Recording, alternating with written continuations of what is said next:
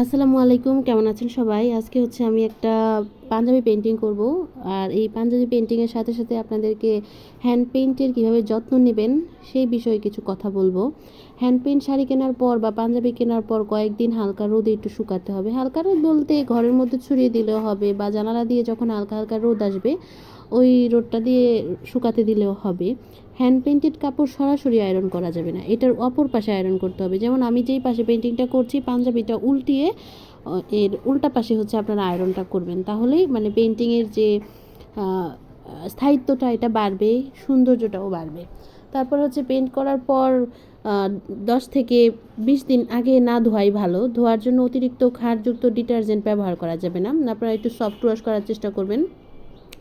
এর পরবর্তীতে হচ্ছে দীর্ঘ সময় পানিতে ভিজিয়ে রাখবেন না। এতে হচ্ছে দেখা যায় অনেক সময় যাদের রঙগুলো মানে তুলনামূলক একটু কম ভালো, যারা বিগিনার আপুরা আছেন তারা হচ্ছে উদ্যোক্তা নতুন যারা, তারা হচ্ছে অনেক সময় রঙের ব্যাপারটা বুঝতে পারে না আর কি, সব পেজ থেকে নিয়ে ঠকে যায়। এই কারণে হচ্ছে তাদের জন্য আপনারা হচ্ছে তাদের পেজ থেকে যখন নেবেন তখন হচ্ছে এই যে অনেকক্ষণ ধরে ভিজিয়ে রাখবেন না, ভিজিয়ে রাখাটা না রাখাই ভালো।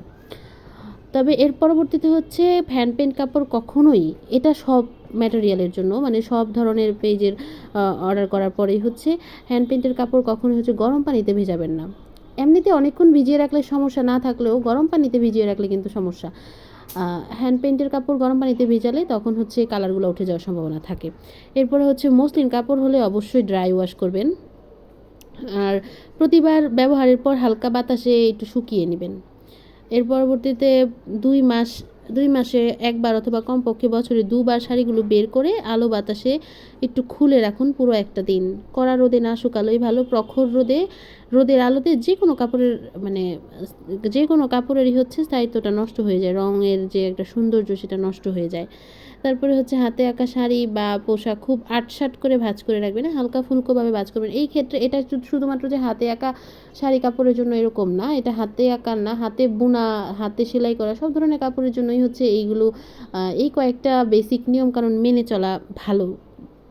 যেমন জামদানি শাড়ির ক্ষেত্রে, মসলিন শাড়ির ক্ষেত্রে এই জিনিসগুলো যেমন মানে মেনে চলতে হয়, সেরকম হচ্ছে হাতে আঁকা প্রোডাক্টের ক্ষেত্রে হচ্ছে এই জিনিসগুলা মনে রাখতে হবে। মনে রাখবেন যে জিনিস আপনি বেশি যত্ন করবেন তা বেশি দিন ভালোও থাকবে। খুব সাধারণভাবে এই কয়েকটি নিয়ম মানলেই পছন্দের হ্যান্ড পেইন্টের শাড়ি বা কাপড়টা দীর্ঘদিন ভালো থাকবে।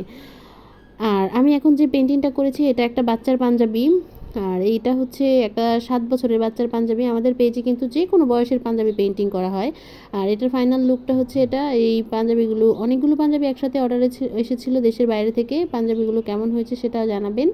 আর এই ধরনের পাঞ্জাবি আমাদের পেজে অর্ডার করতে পারেন। সবাই ভালো থাকবেন। আজকে এটুকুই। আসসালামু আলাইকুম।